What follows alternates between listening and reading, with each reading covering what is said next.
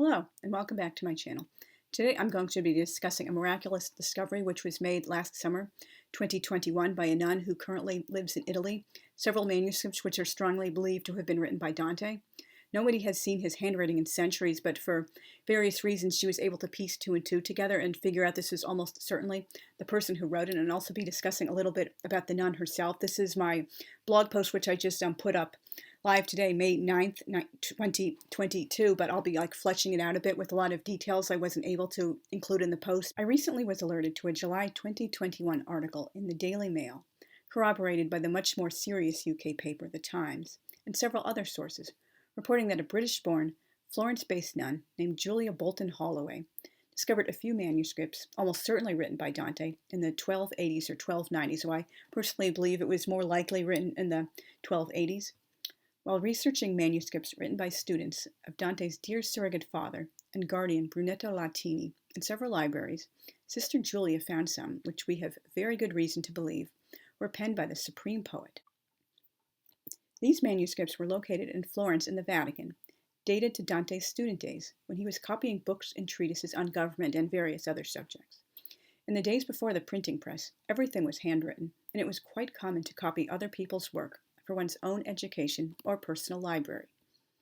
Some of the manuscripts from Brunetto Latini's students were also transcriptions of his own lectures and writings on philosophy, politics, law, government, rhetoric, science, and ethics, which were greatly influenced by things he learned while in exile in Spain. And I do discuss Brunetto Latini a bit in a previous video I did and called Gay Men in the Divine Comedy, and that's also based off of a blog post I wrote both for my main blog and another blog I wrote for my Names blog in the past. Sister Julia was a professor of medieval studies at Princeton before answering the call to become a nun.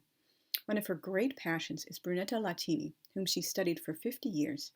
After taking the veil, she moved to Italy and became the caretaker of the English cemetery in Florence. She's also lived for a while as a hermit in Tuscany, and she also ministers to Romani families. If you don't know, Romani are what we now call so-called gypsies. That's the current word they prefer for themselves, Roma or Romani or travelers or various other terms. But like most people nowadays, if they know it's what they don't no longer call these people gypsies. It's just considered like really rude and offensive.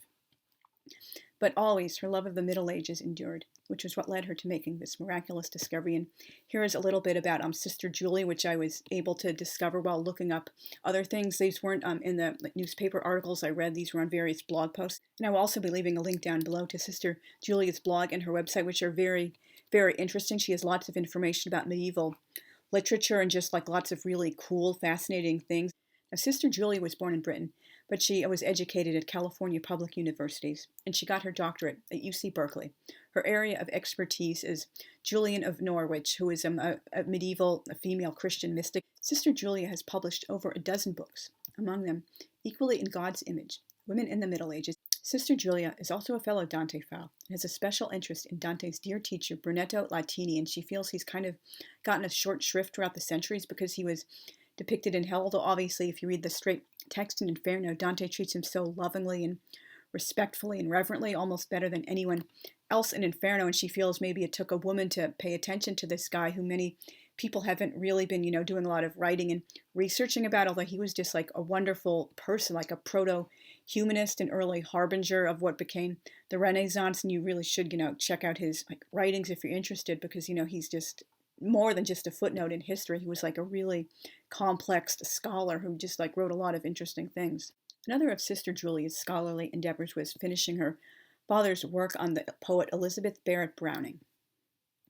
She has also taught at Quincy and Princeton universities and later taught at the University of Colorado at Boulder, and she was the director of medieval studies there. And then she took an early retirement and decided to enter the convent. And I should mention she's not a Roman Catholic nun, she's an Anglican nun. Now the English cemetery in Florence where Sister Julia is the caretaker of is called Cimitero degli Inglesi, Cimitero Porta a Pinti, and Cimitero Protestante, variously in Italian. Although it's called the English cemetery, not only English-speaking people are buried there, it's just, non-Catholics weren't allowed to be buried in the city of Florence until a certain point.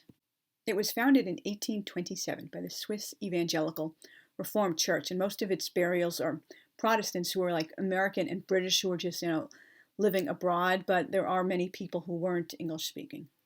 Some of the non-English speakers who are buried in the cemetery are Swiss, Scandinavian, Russian, and Greek. It's no longer open for burials, but it does accept cremated ashes. Prior to the founding of the cemetery, non-Catholics who died in Florence were buried in the Old English Cemetery, also called Livorno of the Nations. And at that period in history, the city of Livorno was called Leghorn in English. And there was also a Jewish cemetery, which was established just outside the old Renaissance gates of the city in 1777. Many of the people who were buried in the cemetery in the 19th century were very famous in their own era. Like, for example, they were writers or historians or church reformers and such like that. But the only name I personally recognize is the poet Elizabeth Barrett Browning. Besides English, the inscriptions on the graves are in a variety of languages, among them Hebrew, French, German, Russian, Danish, and Romansh. And some of them have passages from the Bible in the vernacular, but at that time, which was really a surprise to me to find out, only Latin was allowed on Catholic graves. I don't know if that was just in Italy or generally for cemeteries all over the world, but that was just something I had genuinely never discovered before. Under Sister Julia's caretaking of the cemetery, a library has been opened which includes books by and about the many people buried in the cemetery. She's also doing some research on the burial records. She's also leading the way to help with them restoring the cemetery, but unfortunately it was just neglected and abandoned for many years. Sister Julia joined the order Community of the Holy Family. Unfortunately, it closed in November 2010 with the death of the last few sisters, but it meant so much to her. She helped to reopen it in April 2020. She is now the Mother Superior of the order. According to Leonardo Bruni, a historian, humanist, and statesman of the early Renaissance, who was born about 1370 and lived till 1444, Dante's handwriting was cancelleresque script, which is known as chancery hand in English, with the same idiosyncrasies as those in the document Sister Julia discovered, and Mr. Bruni was lucky enough to have actually personally seen Dante's handwriting before it disappeared and was presumed lost for the ages. These documents are also the only ones among all the manuscripts written by Brunetta Latini's students using cancelleresque. Cancelleresque was developed by the Apostolic Chancery, a department of the Roman Curia, responsible for the Pope's books and censoring documents. It's a form of blackletter, known as rotunda script in Italy, and with origins in Carolingian minuscule. Among the unique features of the Italian form of the script are uncommon spellings and abbreviations like, for example, milex instead of miles, or the word qui is represented by a line under the letter Q. It was also less angular than other forms. The most calligraphic form is officially called Minuscola Cancelleresca Italiana, and eventually began to be used for books instead of government communications like charters. Sister Julia believes Dante's father, Alighiero di Bilincione degli Alighieri, taught him to write in cancelleresca. In addition to being the only documents written in cancelleresca, out of all the other known samples from Brunetta Latini's students, they're also the only ones written on cheap parchment instead of the more upscale vellum made from calfskin. Though the Alighieri's were minor nobility and always had enough money to live comfortably, they also weren't an uber-rich Florentine family like the Portinaris or Falconieri's, and that is something that is a big point in my alternative history, Dante being keenly aware of his financial status and how he differs from friends, neighbors. Obviously, he's never descending into the absolute depths of poverty before his exile, but he just knows he's different from these other people and can't afford many things they take for granted, like oodles of servants and constantly jetting off to their villas in the summer, just things like that I personally relate to as well, growing up with a family who didn't have a comfortable middle class income. Thus, Dante didn't have the same financial means as the other students. After his father died in the early 1280s, the family's finances also became more precarious.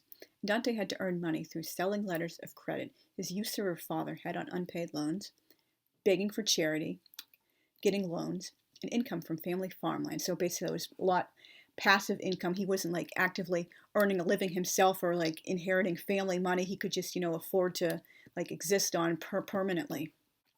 As Forese Donati, one of his best friends, joked about in the sextenzone they exchanged in the first half of the 1290s, Dante wasn't exactly a wealthy man or even bourgeois, and I do have a previous video I did called A Medieval Rap Battle in a Stone Women, which reads all of those fun poems they exchanged when they were young men. They're really funny things, painting a totally different picture of Dante than many people associate him with, a fun young man who likes making jokes about people and not some serious person. Poem 76, which was written by Florence, kind of illustrates that, like pointing out, dude, you're poor, you're not rich like the rest of us.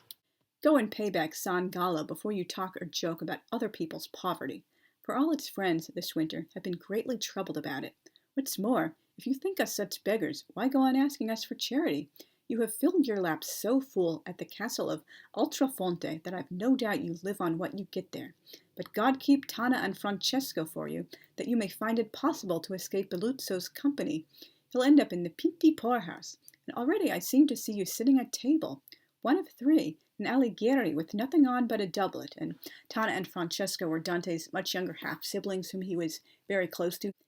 Sister Julia says, the handwriting is schoolboy-like in the early manuscripts, but the writing is an excellent Tuscan, and feels it provides an insight into his genius. The big square imposed on a circle represents God, an idea which Dante later expressed in Canto 33 of Paradiso, pondering the geometer who can't find the principle to square the circle as he gazes upon three colored circles, each of a different color, representing the Trinity. Given how Dante rescued many women from historical oblivion by recording their names and stories, and how his overall treatment of women is light years ahead of the majority of his contemporaries, it feels only fitting that a woman should discover these manuscripts and figure out he wrote them. The good you put out always comes back to you. So thank you very much for listening. If you haven't already, please consider subscribing and hitting the notifications bell so you can be notified whenever I upload new content. I would hate to think some of my subscribers haven't been getting notifications. I've been uploading videos, and I do love seeing comments from people who watch my videos. I really want to get to know you guys and develop virtual friendships, and please consider sharing on other social media if you're so inclined, and I'll see you guys again very soon. Thanks. Bye.